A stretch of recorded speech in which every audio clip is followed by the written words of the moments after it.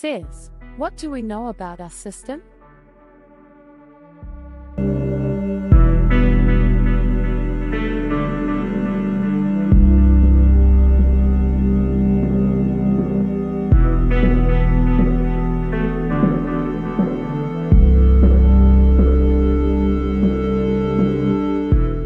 It has 8 planets, a star and many objects. See, which is not easy. But what if there is something else nearby that deserves close attention? For example, a dwarf planet, the mass of which occupies a third of the mass of the entire asteroid belt. An object with these characteristics is called Ceres. Until a detailed analysis of the Hygieia, and it is the smallest dwarf planet in the solar system. Ceres was discovered back in 1801 by the Italian astronomer Giuseppe Piazzi. And for a long time it was considered as a full-fledged planet in the system. However, in 2006, the celestial body was finally classified as a dwarf planet. With a diameter of about 950 kilometers, Ceres is the largest and most massive body in the asteroid belt. In size, it also surpasses many satellites of the giant planets. For example, the diameter of Enceladus is almost 2 times smaller and equals 504 kilometers. The mass of Ceres is almost 32% of the total mass of the asteroid belt. It was possible to determine it by analyzing the influence of the object on other smaller bodies in the belt. The 3 most accurate values measured in 2008 are taken into account.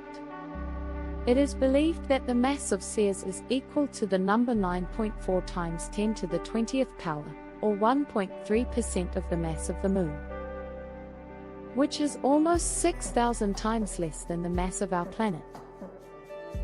Despite the fact that Ceres is about 3.5 times smaller than the Moon, the difference in their mass can be explained by the different composition, since the Earth's satellite consists mainly of solid rocks. The shape of Ceres, unlike most other small bodies, is spherical and acquired it due to the influence of its own gravity. This distinguishes Ceres from other large asteroids like Pallas or Juno, which are not spherical. The surface area of the object is equal to 2,849,1,600 square kilometers.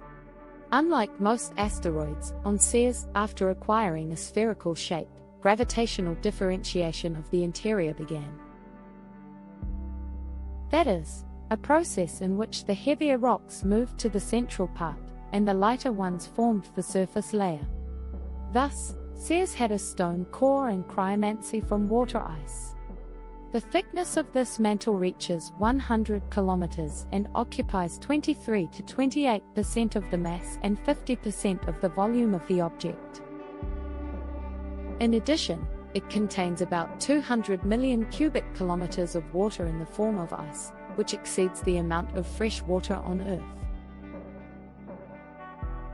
If we talk about the process of formation of a dwarf planet, then we can assume that at the initial stage of existence, the core of Ceres could be heated due to radioactive decay, and perhaps some part of the icy mantle was then in a liquid state.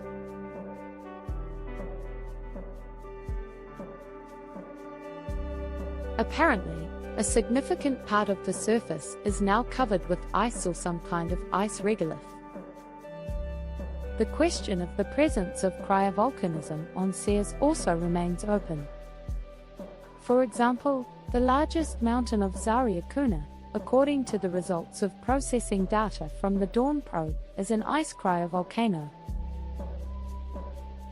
This means that the dwarf planet has been geologically active for at least the last billion years. Or maybe Ceres is active at the moment. In the Earth's sky, Ceres has a faint glow, and its visible disk is very small. Because of what? The first details on it could only be seen at the end of the 20th century with the help of the Hubble Orbital Telescope. On the surface of Ceres, several light and dark structures can be distinguished, which are presumably craters. The brightest of them is called Pizza. Perhaps this spot is a crater that exposed the icy mantle or cryovolcanoes. Further observation of the object in the infrared showed that the average surface temperature is 167 kelvins, or -106 degrees Celsius. Thanks to studies of the dwarf planet in the radio wave range, it was found that the surface of Ceres is quite smooth and due to the high elasticity of the icy mantle. Until 2015, telescopic observations remained the only way to study Ceres. In January 2014, clouds of water vapor were detected around the object using the Herschel infrared telescope. Thus, Ceres became the fourth body of the solar system on which water activity was recorded, and stood on a par with the Earth, Enceladus, and Europe. The most important step in the study of the dwarf planet was the MSDN mission, which was launched in 2007. After orbiting the asteroid Vesta, she went to Ceres, and on January 13, 2015, she took the first detailed pictures of its surface. On February 8, the device was already 118,000 kilometers from this object, approaching it at a speed of 3,360 kilometers per hour. Detailed images of this dwarf planet were released on February 18th and 25th, 2015, showing two bright white spots. At these points, it was subsequently possible to recognize the probable sodium carbonate, that is, soda.